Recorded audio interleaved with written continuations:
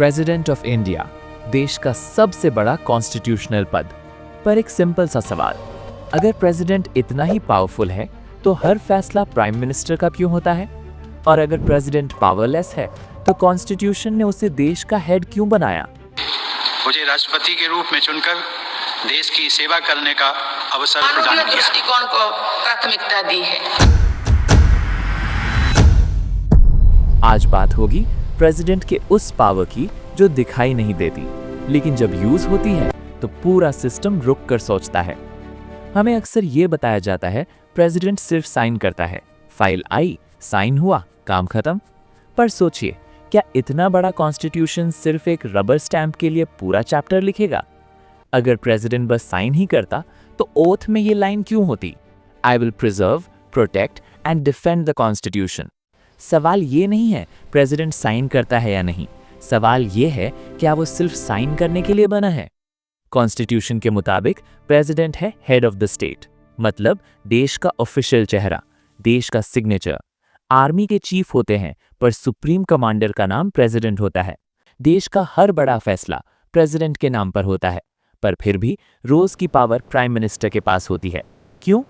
Prime minister directly politics से आता है, इलेक्शन जीतकर मेजॉरिटी के साथ। प्रेसिडेंट इनडायरेक्टली चुना जाता है, एमपी और एमएलए के वोट से। यहीं से सिस्टम डिसाइड कर लेता है डेली गवर्नेंस पीएम करेगा।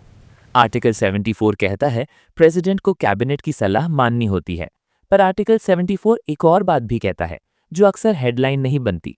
प्रेसिडेंट कैबिनेट के डिसीजन पर एक बार दोबारा सोचने के लिए कह सकता है, बस एक बार, लेकिन कभी कभी एक बार ही काफी होता है।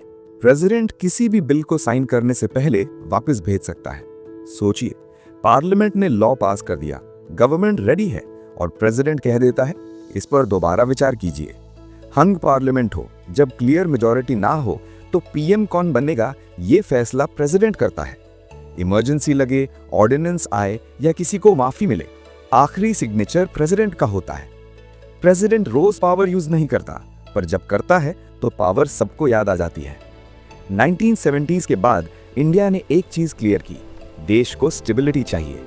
42nd अमेंडमेंट के बाद प्रेसिडेंट को कैबिनेट की एडवाइस माननी जरूरी बना दी गई। रीजन सिंपल था, रोज रोज पावर का क्लैश ना हो। इंडिया ने डिसाइड किया बोलने वाली पावर पीएम के पास होगी और कॉन्स्टिट्यूशन बचाने वाली पावर प्रेसिडेंट के पास। प्रेसिडेंट चुप रह सकता है, इसका मतलब ये नहीं कि वो देख नहीं रहा। President of India rubber stamp नहीं है, वो एक साइलेंट गार्डियन है जो तब बोलता है जब कॉन्स्टिट्यूशन को जरूरत होती है। सवाल ये नहीं है प्रेसिडेंट के पास पावर है या नहीं, सवाल ये है क्या हम चाहते हैं वो रोज बोले या सिर्फ तब बोले जब डेमोक्रेसी खतरे में हो। आप क्या सोचते हैं, प्रेसिडेंट को ज्यादा पावर मिलनी चाहिए या ये बैलेंस ठीक है?